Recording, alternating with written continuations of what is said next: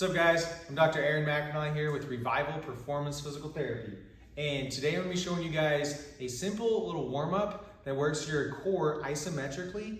And it's really going to help warm you up for some good power movements like squats, lunges, deadlifts, whatever it is, cleans, anything like that. So a lot of us, we end up bending our back, arching our back a little bit too much.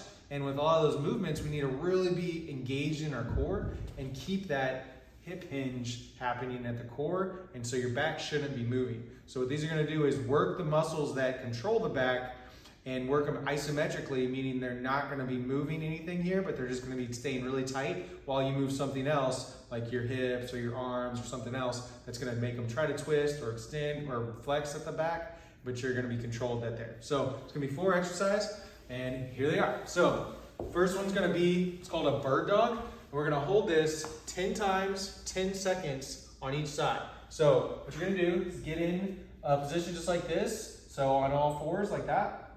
And then it's kind of a weird cue, but act like you gotta hold in your P, which is gonna tighten your pelvic floor, and then tightening your tummy, your transverse abdominis particularly, so kind of draw your belly button in, but not so much that it's rounding your back. So we want your back to be pretty neutral here. So not too arched, not too rounded, but just kind of flat, just like this. So I could be able to put like a cup of water here and it's not gonna be moving all around and falling off of that thing. So drawing in your belly just like this. And then in this position, you're just gonna keep this, all your focus is on not moving at the lower back, not twisting here and not arching the back here. And so keeping that really tight, and then you're just gonna kick back. Doesn't have to lift my foot very much, so don't do that. Just keep it right there. So I'm feeling that in my glute here, and I'm feeling this in my core. So I'm making sure not to arch here. I'm staying nice engaged here, not moving there, and then going just like that. If that's a little too easy, you can add the arm just like this. So holding that for 10 seconds. 1, 2, 3, 4, 5, 6, 10, and then back. 10 seconds here. So holding that 10 seconds, just like that, and then back. So doing that 10 times, 10 seconds each side. It's gonna be working that core pretty good. Next one, part of the series, is gonna be kind of like a bicycle here. So what you're gonna do is just have your hands under your back, under the small of your back.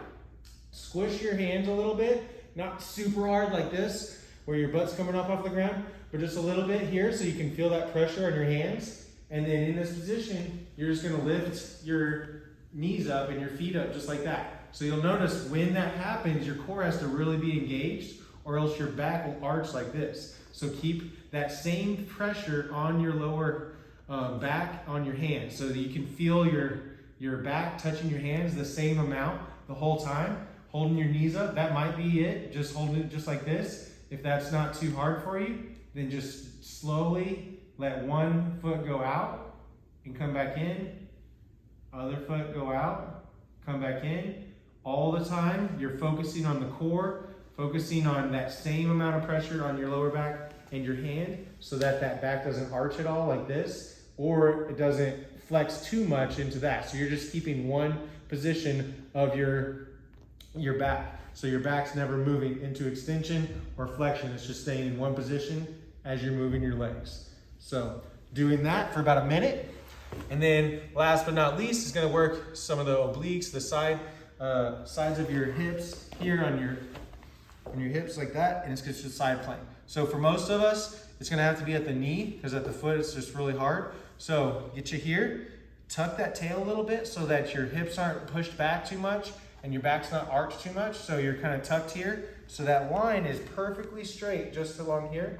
And then you're just holding that just like that. So the same tension that you had in the other core exercises, you're keeping that super tight here in your abs, and you're not allowing it to crunch too much here. So it's not an A frame here at all. It's just a perfectly good side plank. So everything is nice in alignment here. So my hip's not drooping. I'm not arching here either. So it's just in a perfect line right here. And an important part here to make sure you're working the hip here and not just your adductor on this right side is lifting this leg up just a little bit. So you're just holding this just like this, drawing that belly button in, contracting that core, not allowing anything to move in this area or in your back. And you'll start feeling that in your hip probably and in your core on this side. So holding that for a minute is the goal, but if you can't do a minute or you can do even longer, go for it. But I'd say a minute on both sides is what we're gonna try for. So I'll show you again on this other side. So bending the knee, having this leg straight, engaging the core. This is nice and straight here, not arched, not drooped, nice and straight. My shoulder is stacked over here, so I'm not poking it forward like that. So I'm retracting my shoulder blade here. I'm in a perfect line, and I'm just lifting my foot up on this side. So just holding that right there, feeling that in my butt and in my core just right here. So you described them out. Do this before any workout just to kind of turn on your core and have fun.